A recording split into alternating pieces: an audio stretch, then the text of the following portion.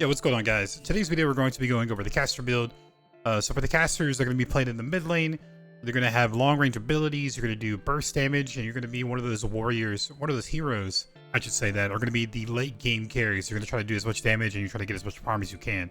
So for the casters, we got Grim, we got Iggy and Scorch, Howitzer, Gadget, Faye, FaZe, Gideon, Bellica, and we also have Wraith, who's classified as a ranger in this game, but he is mainly played as in a mid laner as a caster. Now, some of these builds, there's two builds that are going to be very unique, and that's going to be for Wraith and Iggy. We'll go with those characters first, but with Wraith, he only has one damaging ability, so you're going to play him a little bit differently. And with Iggy, a lot of the items don't work with his turrets, so his build is going to be kind of unique as well. But for the rest, they're all going to be the same builds. So first, let's go and look into Wraith. So Wraith is going to be, like I said, he's classified as a ranger, but he's mainly played as a caster. He's mainly played in the mid lane. So for the caster build, what you want to do is start off with is going to be the rechargeable health potion, and it's going to be the Takema energy reflux. This Takema energy reflux, because your right click comes up so quickly, it's like I think maybe 3.5 seconds cooldown at level 1. So because it comes up so quickly, you can constantly spam and poke the enemy laner to get your mana up. That way you're not, you're not falling behind on mana. You don't have to back as often. So the first item that we're going to go to is going to be Embodiment of Vengeance. Oh, well, okay, there's two options here, right? You can go Embodiment of Vengeance, or you can go to Spirit's Teardrop. I recommend just going Embodiment of Vengeance just because that power, this allows you just a little more pressure. You have better clearing. That's the one downfall of Wraith. His clear is not that great. So going Embodiment of Vengeance allows you to increase your clearing speed. One of the things that, if you're ever playing against a Wraith, you counter him by staying behind your minions and clearing the lane pretty quickly.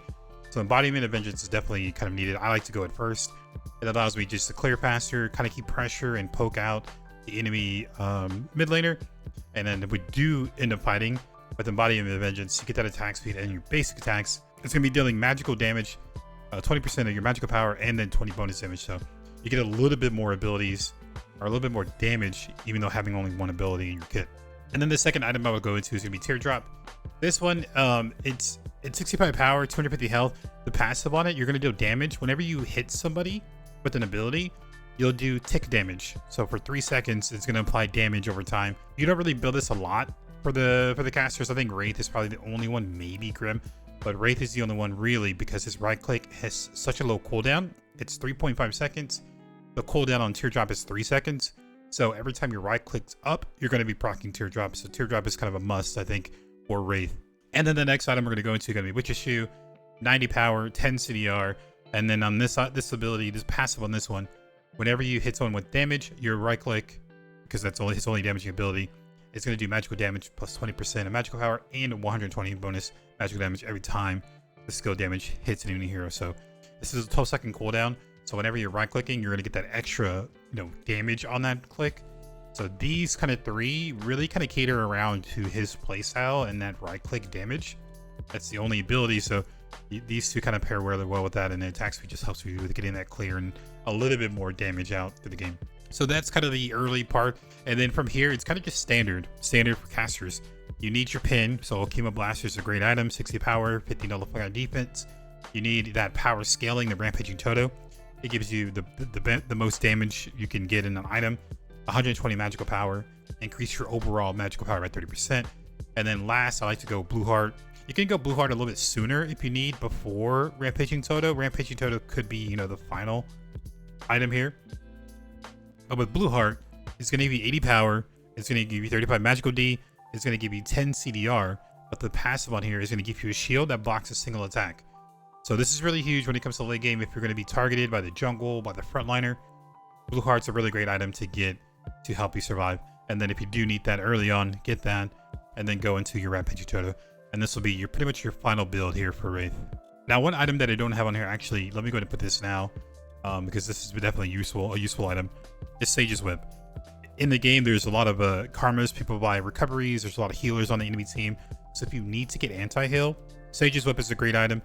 90 power, 200 health. You're going to deal damage to them. Whenever you do damage to them, it's going to reduce their healing by 40%. So this is a really good item to get if you need to counter that healing on the enemy team. And if that's the case, I would probably put Sage's Whip I really don't want to get rid of Teardrop and Witch's Shoe because it's really great. I say maybe late game, you can get rid of Embodiment of Vengeance, or instead of going Blue Heart, you can go Sage's Whip. But if you do need anti-heal, if there's a lot of healing on the team, then Sage's Whip is a great item to get. Okay, so now that we're done with Wraith, we're going to go to Iggy, and then we'll get to the rest of the casters. So Iggy is going to be, again, unique. Iggy's kit really evolves around his turrets. So majority of the items that are in the game, they have on-hit effects.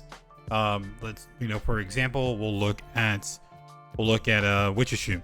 I don't have this in here, but we'll look at Witch's Shoe. So whenever you do damage to an enemy with a skill, you do that passive procs. The only ability that works for Iggy on skill effects is going to be his right click, the flame that he throws on the ground, and that's not the best of his kit. It's going to be the turrets, the steroid that he gets, just doing extra burn damage, and then his ultimate, of course. So a lot of the items don't really evolve around Iggy. So his build's going to be a little unique. If you're going to be playing the caster, they definitely nerf him to the ground. But if you are going to play him as a caster, I recommend going into Health Potion and to Bright Stone. This is going to give you some health. It's going to give you some mana. And then whenever you level up, you're going to get some max health and max mana back. So this will help you kind of sustain the lane. The first item we're going to go to is Joy of Harvest. Joy of Harvest is really cheap. You're only going to get 10 power off the start. But whenever you kill 90 Teons, you're going to increase your overall power by 70. So you have 80 power. You have 10 magical pin. And you'll have max mana. It's going to be 200. So this is a really good item for Iggy because it doesn't have anything to do with on-hit effects. Just it gives you power whenever you get it stacked. So Joy of Harvest, and then next we're going to go into Embodiment of Vengeance. Whenever you basic attack, you're just going to be doing more damage pretty much. And with Iggy, he has an ability where his basic attacks kind of do a burn effect. This just allows you to kind of get more hits on that burn effect. And again, fewer items in the game for Iggy. And then Gloves of Jealousy, another basic attack item whenever you use an ability. Whenever you just use an ability, you don't have to hit anybody. Whenever you use an ability, you'll proc this item, Gloves of Jealousy, 80 power, 10 CDR, and then with your basic attack, you're going to do a bonus damage equal to 75% of your magical power. So your basic attacks will do a little bit more damage. And then from here, we're going to get Blue Heart again, a little bit of shield. Iggy has no ability, so shield's going to be nice, help him survive. Pin, and then Rampaging Toto, of course, to round off your overall damage build.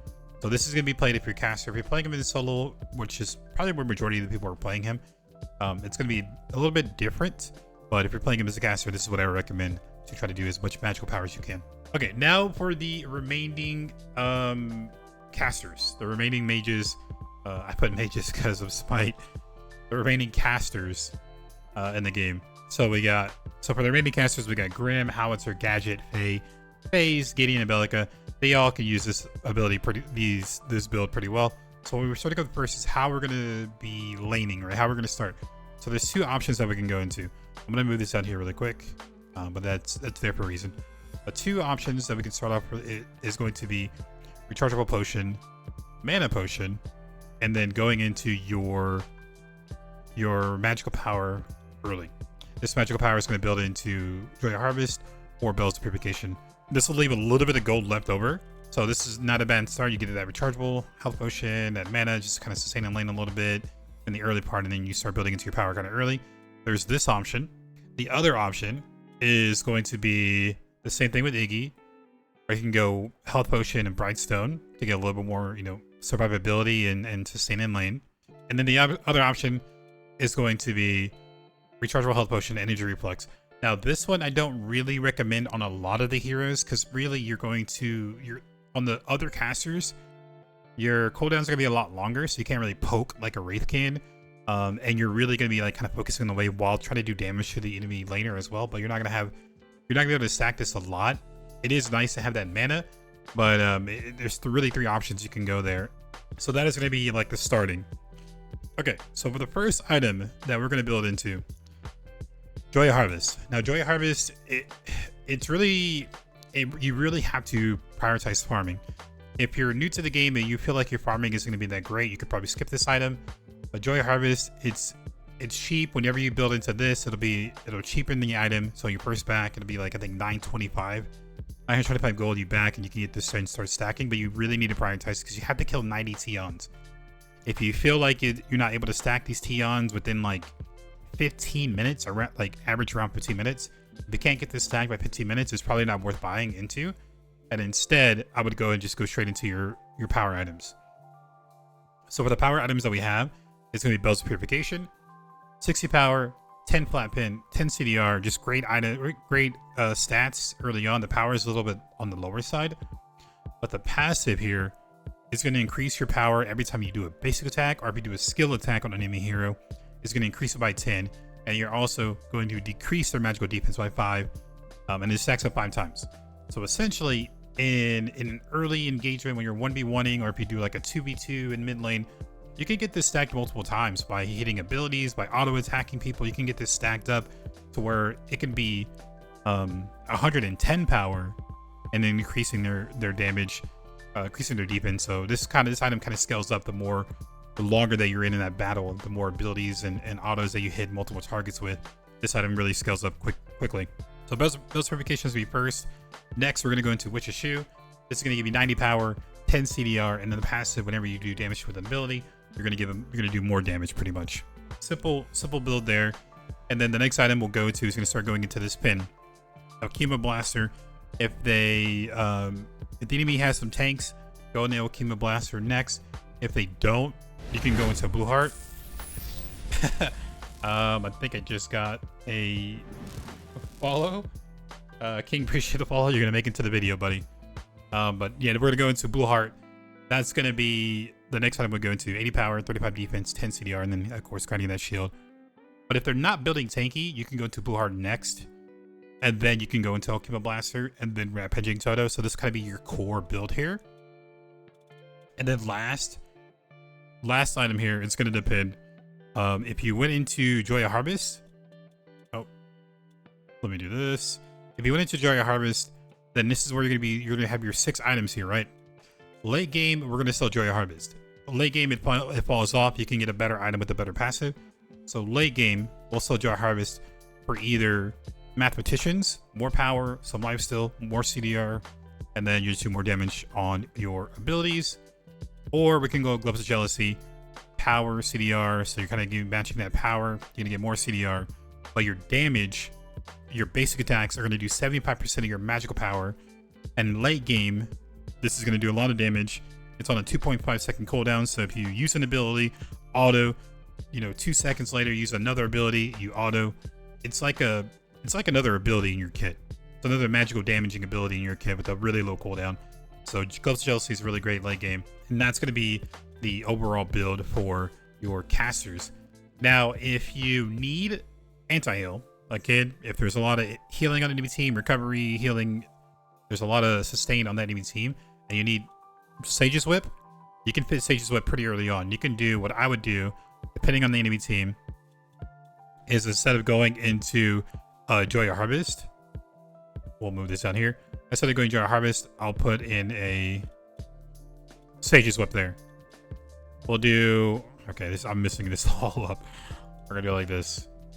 This will be kind of like the build order for me. So we'll get our starting items, and we'll go into Bells of Purification, Sage's Whip, because around this time we'll start team fighting, then Witch's Shoe, if I need pin early on, Blue Heart, and then Rampaging Toto. It'll swap to either Rampaging Toto or Blue Heart depending on if I'm getting focused or not. But that is going to be the builds for all the casters.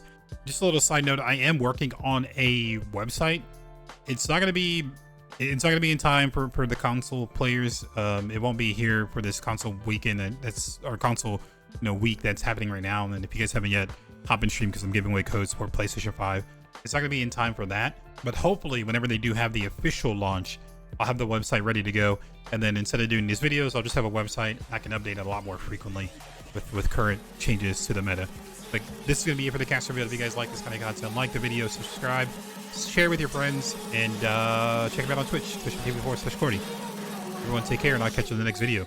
Peace.